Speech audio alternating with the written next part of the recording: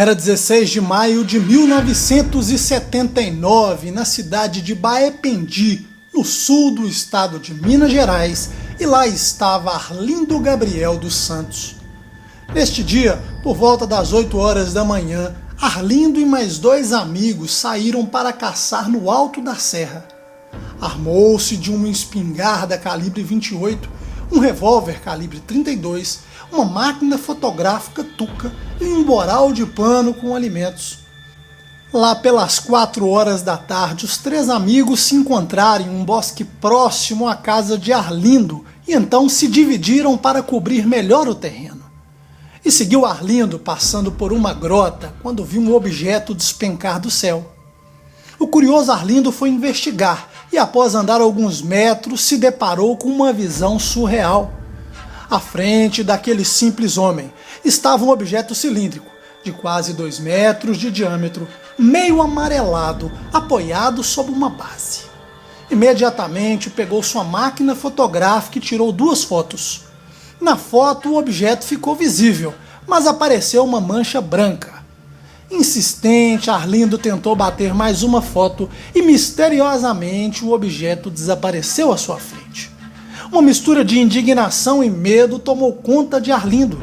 E enquanto isso, a poucos metros, o objeto descia lenta e sorrateiramente, fincando-se no chão ao lado de Arlindo. E lá foi Arlindo averiguar e ficou de frente de um aparelho ovoide que estava na posição vertical. O artefato era bem diferente do primeiro, pois tinha uma haste e uma ponta com uma espécie de espada. Com a câmera em punho, Arlindo tentou bater a foto quando ouviu um chiado. Ao olhar, observou uma fumaça branca e densa envolvendo o aparelho. Mas isso não impediu que batesse a foto. Curiosamente, a nuvem dissipou-se e com ele o objeto desapareceu.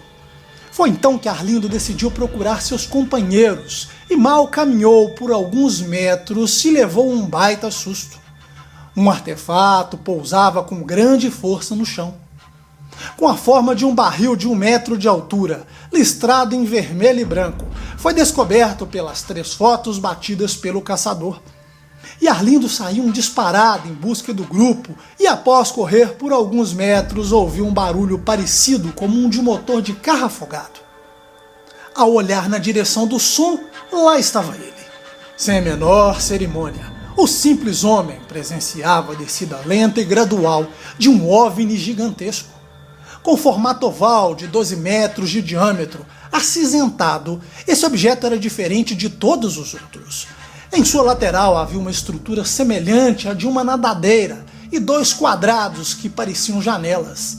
Arlindo mais uma vez sacou a máquina e no momento em que apontou sua câmera, o objeto emitiu uma forte luz que ofuscou sua vista, deixando o homem atordoado.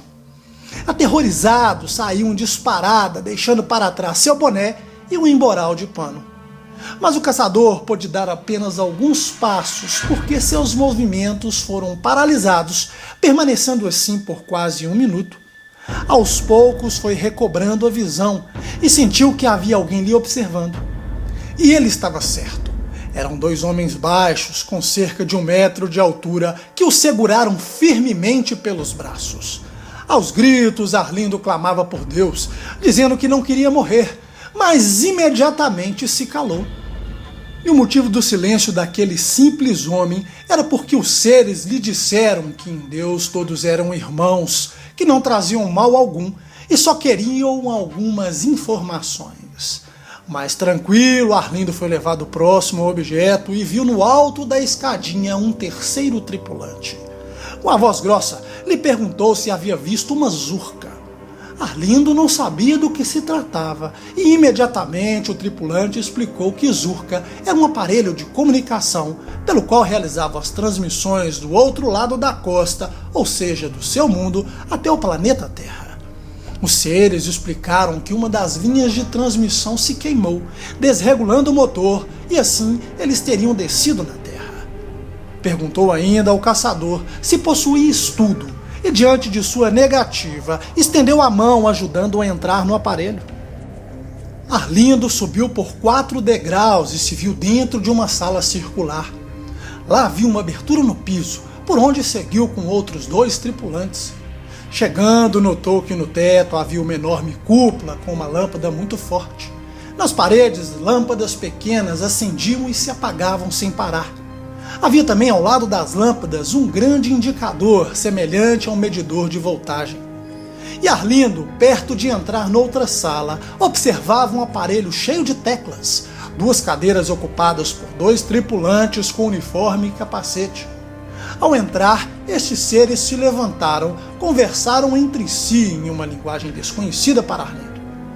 De um corredor lateral surgiu um novo tripulante, sem capacete e aparentemente do sexo feminino, que conversou na mesma língua e retornou ao corredor. O caçador seguiu por este corredor e chegou a outra sala. Lá viu um aparelho que Arlindo descreveu como semelhante a uma geladeira com teclas. Um dos tripulantes acionou um mecanismo e as telas se acenderam.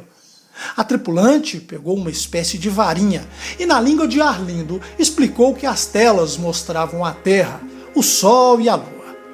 Em um dado momento surgiu uma mancha, cor de prata amarelada, de contorno irregular, e a tripulante explicou que ali era onde estavam. Disseram que eles vêm e vão em poucas horas, conforme a rotação da Terra, entre a sua própria Lua e o seu próprio Sol. Arlindo Gabriel ouviu a explicação por cerca de 5 minutos e notou um detalhe curioso. Não havia movimento labial dos tripulantes. Na maioria das vezes apenas abriu um pouco a boca ao falar, mas o som não parecia vir de lá, e sim do ambiente ao redor. Quando terminou de falar, um dos tripulantes retirou o capacete, revelando o rosto de alguém mais jovem. Ele disse que eram feitos de apenas uma matéria como os humanos, do mesmo sangue e que viviam do mesmo trabalho. Após isso, Arlindo foi levado de volta à entrada da nave e orientado a não olhar para o aparelho, caso contrário, poderia prejudicar seus olhos. O caçador caminhou sem olhar para o disco por uns 200 metros, portando a sua espingarda dependurada no ombro, seu revólver preso na cinta. Quando seus movimentos voltaram ao normal, correu por 300 metros e encontrou seus companheiros. Por quase 20 minutos não conseguia descrever a sua experiência e bebeu 1 litro de água sem parar de uma fonte natural que estava ao lado. Após isso, relatou o episódio para seus companheiros, mas omitiu o contato com os tripulantes. Ao voltarem ao local do pouso, encontraram várias provas deixadas, desde marcas circulares, capim queimado, marcas de trens de pouso, mas, curiosamente, não encontraram o emboral de pano. Já em casa, a esposa de Arlindo, Dona Terezinha da Silva Santos, logo constatou que os olhos do homem estavam avermelhados e assim ficaram por 3 dias. Seu corpo apresentava vários sintomas, desde dores de cabeça, olhos inchados e outras patologias. E no dia 14 de julho, Arlindo e seus companheiros de caçada voltaram ao local onde ocorreu o contato. Um dos ufólogos investigadores do caso conseguiu encontrar o emboral perdido. Quando foi perdido, o emboral continha frutas que a testemunha levou para alimentar-se durante a caçada. Mas ao ser encontrado ele estava vazio, danificado, tendo em uma das faces externas cobertos por inscrições e 4 desenhos. Havia caracteres estampados no pano em hebraico antigo, inclusive trechos inteiros idênticos a trechos encontrados em pergaminhos de Querã, descobertos nas imediações do Mar Morto. O pergaminho foi enviado a inúmeros pesquisadores de Jerusalém, mas somente estudiosos independentes conseguiram dar continuidade aos estudos e depois divulgaram.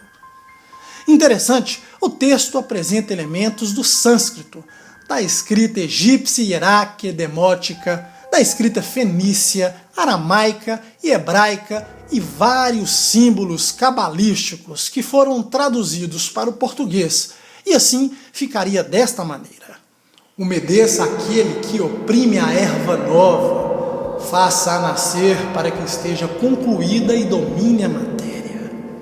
O que vem da palavra realiza o destino da beleza que se conserva perfeita a ele. Aquele que protege, Palavra inútil e impura tem um escudo que reforça seu jardim. Ruína, sobre o quê? Sobre a força natural da vida. Agora é o momento para o que vem da evolução da forma e da consciência ordinária. A consciência natural existe como um ouro puro, como a chapa superior, como a síntese da existência e do conhecimento. Defeito violento é a força da consciência objetiva, movimento evolutivo que isto é, sem nenhum amor, apenas para conservar o domínio.